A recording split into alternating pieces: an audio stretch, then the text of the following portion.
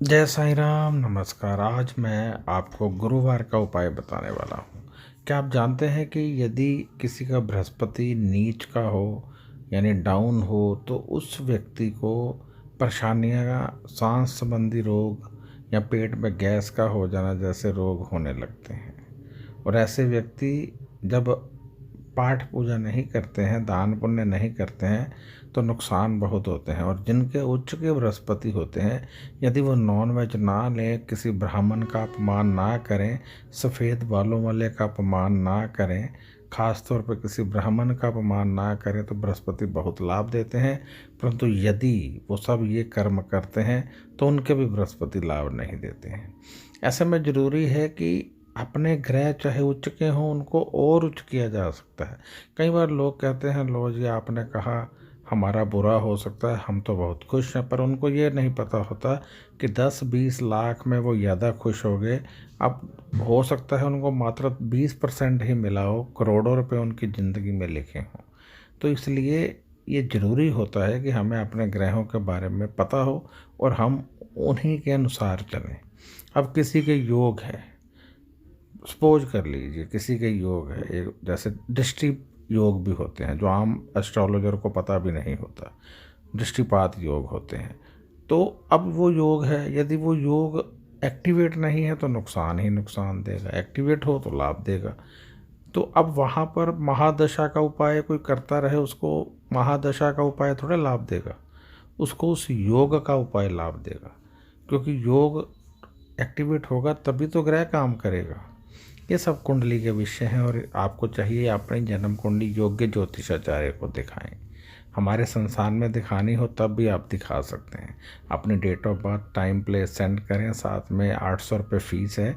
Google पे या Paytm द्वारा इसी नंबर में डालें तो कुंडली हम देख कर फिर पूर्ण रूप से आपको बताते हैं। तो आइए अब हम आपको बताएं गुरुवार का उपाय। गुरुवार के उपाय में आज महत्वपूर्ण है केले दान। हल्दी और केले ये दान कर दीजिए। कैसे दान करेंगे अब ये आप सोचिए, मंदिर में दें, किसी गरीब को दें, कैसे भी दें। यदि विदेश में करना है तो आप हल्दी जल प्रवाह कर दीजिए, और यदि कीड़े मकोड़ों को डालना है तो फिर गुड़ डाल दीजिए। इससे पूर्ण रूप से लाभ होगा, बृहस्पति उच्च के होंगे और विशेष लाभ आपको देंगे, जिससे ज़िंदगी आपकी सरल बनेगी, अच्छी बनेगी और आपको बहुत अधिक लाभ मिलेगा। मैं यहाँ इजाज़त चाहूँगा। खुश रहिए, अपना ध्यान रखिए और आगे बढ़ते रहिए और दिल से उपाय करते रहिए। मैं बृजमोहन सूरी क्षमा चाहता हूँ, यदि कहीं कोई भूल चूक हो गई हो तो मैं क्षमा चाहता हूँ। तो आपसे मैं इच्छा रखता हूँ कि आप अधिक से अधिक दिल से ये उपाय करेंगे, जो मैंने उपाय बताए हैं दिल से करेंगे। और यदि आपको कोई सवाल हो तो आप व्हाट्सएप कर सकते हैं, फ़ोन यहाँ कोई नहीं उठाता है, आप व्हाट्सएप कीजिए।